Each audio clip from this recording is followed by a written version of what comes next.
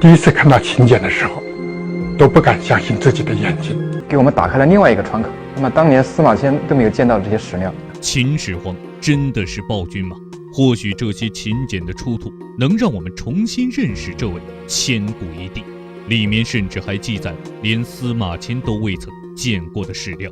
这本秦简中究竟记载了什么，竟会颠覆我们对秦朝的认知呢？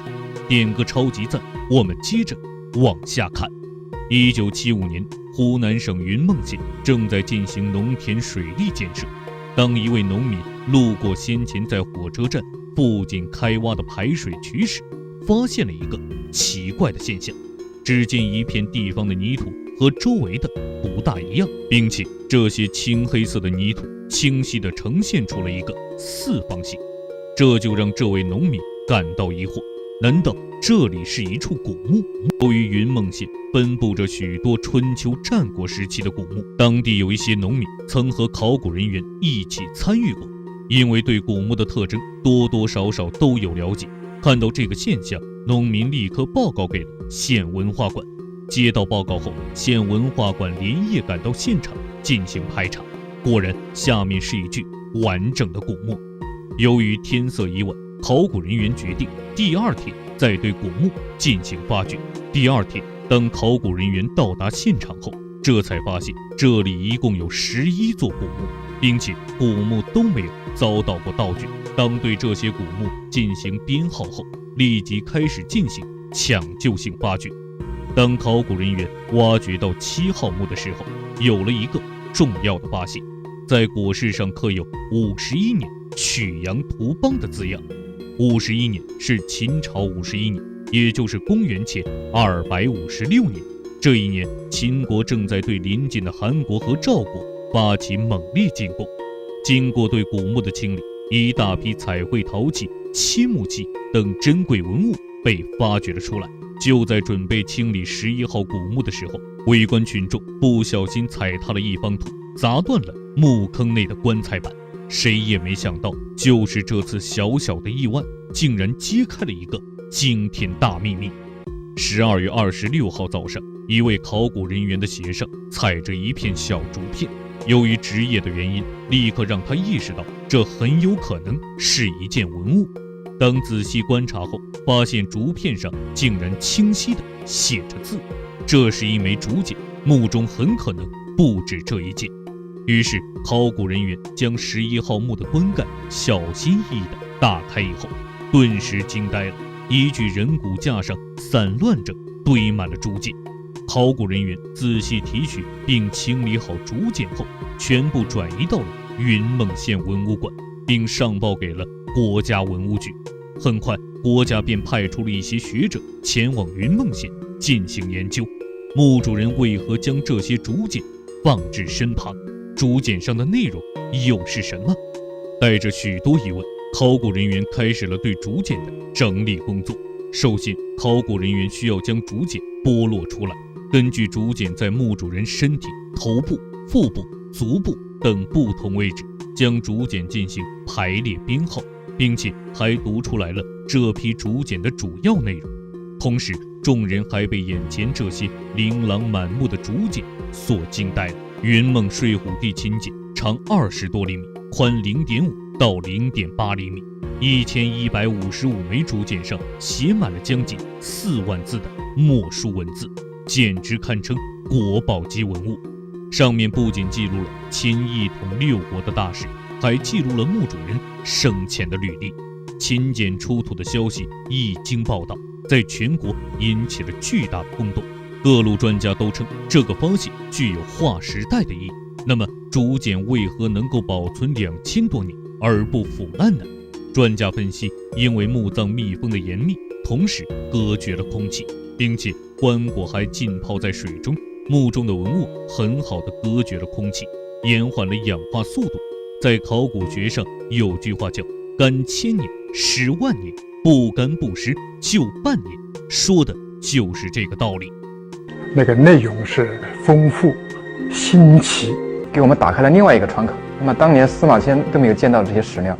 在云梦县泾县保存完好的1155枚秦代竹简，它的出现震惊了海内外的考古界，里面内容十分丰富，记载了一个你不知道的真实秦国。由于湖北当地文物保护技术不太完善，这批竹简被全部运送到北京进行保护整理。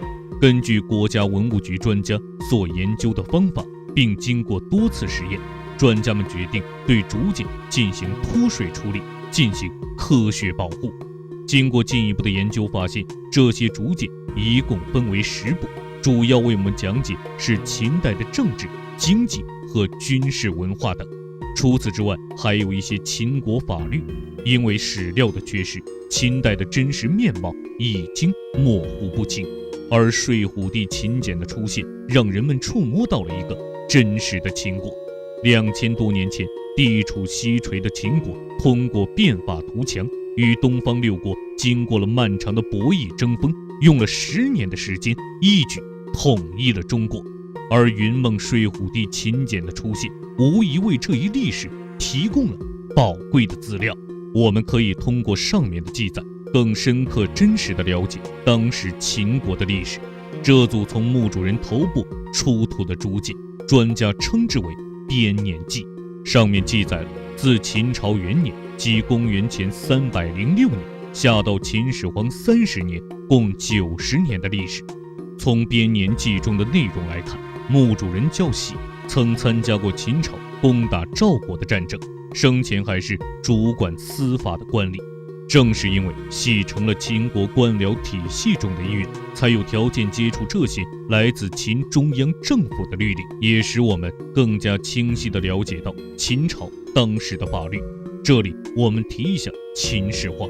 说到秦始皇，众人给他的标签大部分都是暴虐的形象，不论是民间传说孟姜女哭长城，还是阿房宫赋中说耗费巨大民力修筑奢华宫殿，都反映了后世对秦始皇残暴无道、奴役百姓的看法。但是在睡虎地秦简中的秦律中提到，犯了罪被罚款的人或者欠官府钱的人，如果拿不出钱，则可以通过服徭役来抵债，干1天活可以抵债8钱，若是官府提供伙食，那则是6钱。也就是说，秦朝服徭役的人很有可能是有工钱拿的。陈胜吴广起义竟然是在黑秦始皇。在云梦县出土的1155枚秦简，让我们目睹了一个真实的秦国。秦始皇真的如历史上所说的那样残暴吗？这些秦简或许能为我们带来一个不一样的秦朝。在秦律18种中，徭律里有一条曾说明，朝廷征发百姓服徭役时，如果迟到3到5天斥责，6到10天罚1顿，超过10天罚1甲。如果下大雨干不了活，则可以免除服徭役。看到这里，让人不禁想到陈胜吴广起义时的理由是17法接战。很多人都认为陈胜吴广骗了大家，其实事情并不如此，因为陈胜吴广所服的不是徭役，而是戍役，两者其实不太一样，并且秦代律法在秦2世时期可能还更改过。不过从睡虎地秦简中的法律来看，秦朝对百姓的管控涉及的地方很多，比如腰斩、跺脚、剃头发等多种刑罚。虽然秦朝的律法十分的严酷，但是西汉开国有一个叫汉承秦制，也就是说刘邦完全继承了秦朝的科法。但是为何没有人说汉高祖是暴君？所以世人称秦始皇是暴君，很大的一个因素是他2世亡国，就是秦朝一共存在了2代皇帝。所以怪不得鲁迅先生说秦始皇实在是冤枉。墓中除了有记载秦朝律例之外，还有2封来自秦军战场的书信，这是他的2个兄弟从战场上寄回来的信件。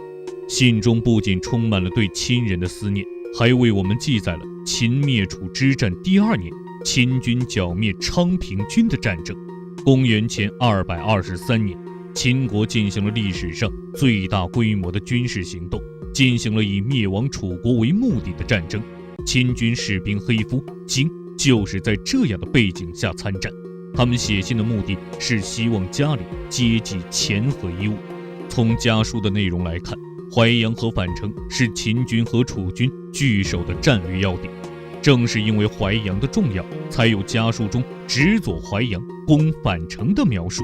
家书中还写道：未经事嗣，若大发悔。